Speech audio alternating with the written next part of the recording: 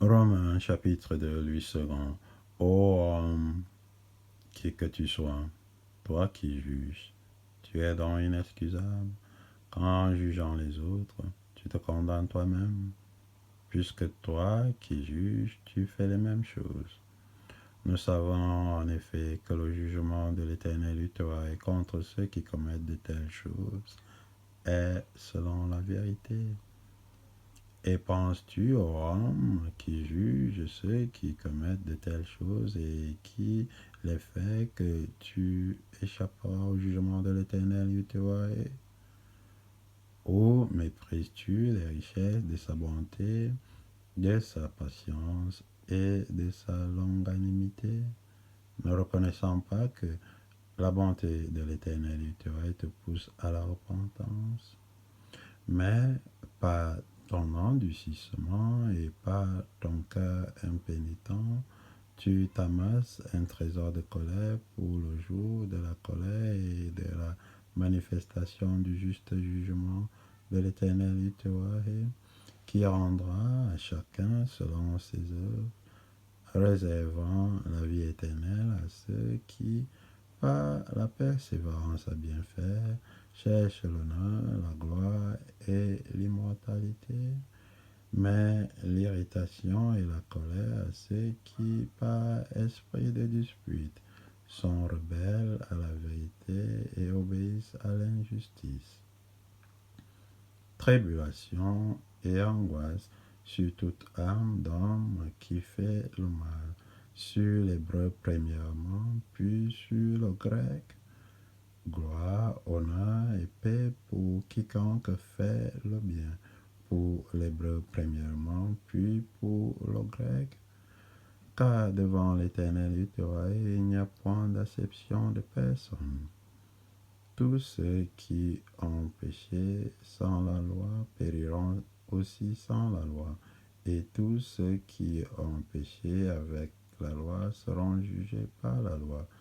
Ce ne sont pas, en effet, ceux qui écoutent la loi qui sont justes devant l'Éternel, mais ce sont ceux qui la mettent en pratique qui seront justifiés. Quand les païens qui n'ont point la loi font naturellement ce que prescrit la loi, ils sont, eux qui n'ont point la loi, une loi pour eux-mêmes. Ils montrent que l'œuvre de la loi est inscrite dans leur cœur, leur conscience en rendant témoignage, et la pensée s'accusant ou se défendant tour à tour. C'est ce qui paraîtra au jour où, selon mon évangile, l'Éternel jugera par Yahweh ben Sophie, Yahweh Christ, les actions secrètes des hommes.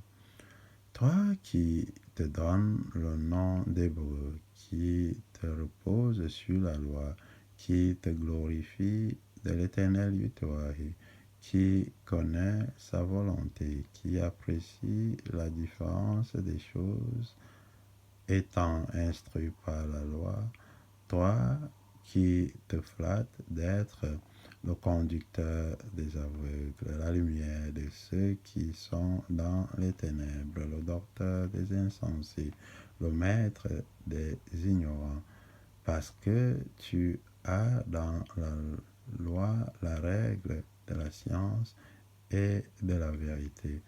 Toi donc, qui enseignes les autres, tu ne t'enseignes pas toi-même? Toi qui prêches de ne pas dérober, tu dérobes. Toi qui dis de ne pas commettre adultère, tu commets adultère. Toi qui as en abomination les idoles, tu commets des sacrilèges. Toi qui te fais une gloire de la loi, tu déshonores l'Éternel Yahweh par la transgression de la loi. Car le nom de l'Éternel Yahweh est à cause de vous blasphémé parmi les païens, comme cela est écrit. La circoncision est utile si tu mets en pratique la loi, mais si tu transgresses la loi, la circoncision devient incirconcision. Si donc l'incirconcis observe les ordonnances de la loi, son incirconcision ne sera-t-elle pas tenue pour circoncision?